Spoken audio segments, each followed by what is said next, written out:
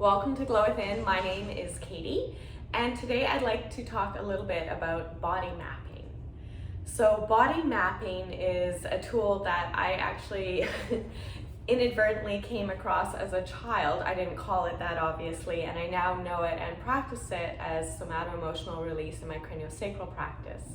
And I recently, a year ago, found out from my friend who's a social worker that body mapping is an actual thing that is practiced with many therapists, which is really cool. And it's becoming, I think, more common as more therapists are becoming aware that we do feel emotions in our body in certain places, and that can be very, very valuable.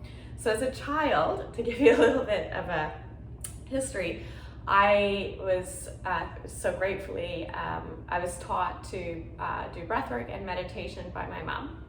And that was because I experienced a lot of anxiety just due to everything that was going on and being highly sensitive myself.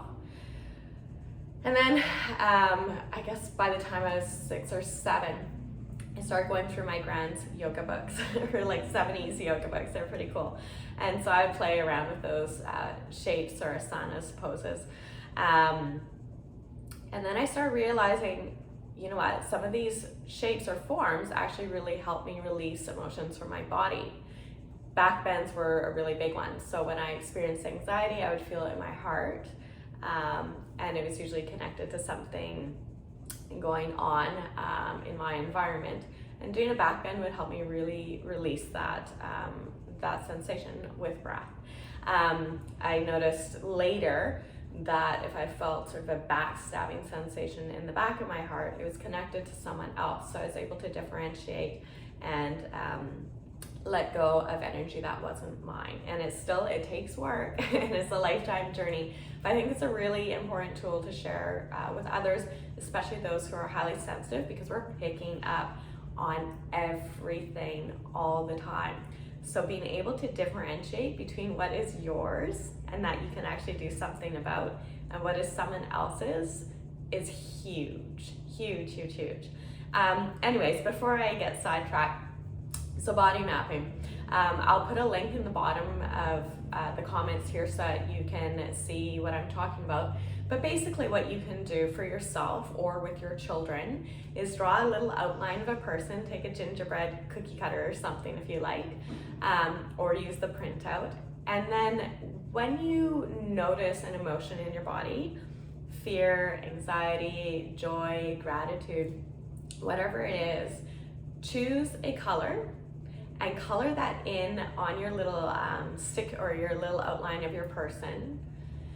And start to notice if there's a pattern. Are you always feeling, let's say, joy maybe in your solar plexus, or maybe you feel it in your throat chakra, and just starting to notice the patterns. And when you feel maybe this overwhelming joy, how do you like to express it? This becomes really important more for I'll say the darker emotions, because we want to usually get those out of our body or bring awareness to them and release them in a healthy way. So for example, anxiety, maybe I would color that in on my heart on the outline in red, for example, and then I put a little note, back bends are really helpful. So it just serves as a reminder to really make it very conscious for us as to how we can release these tools and just bringing our mental awareness to our emotional and physical body, which is so, so powerful. Then we have a healthy coping skill to release whatever is going on, in addition to just bringing the awareness to our body more consciously so that we are aware of what's going on in the moment, rather than storing it in our body and in our emotional and energetic body as we continue throughout the day.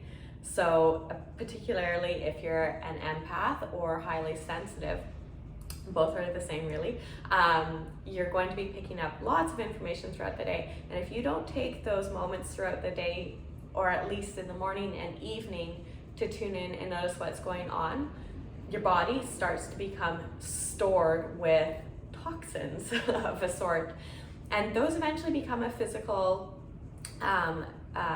they show up physically for you. So maybe you'll get sick, maybe you get a rash, etc.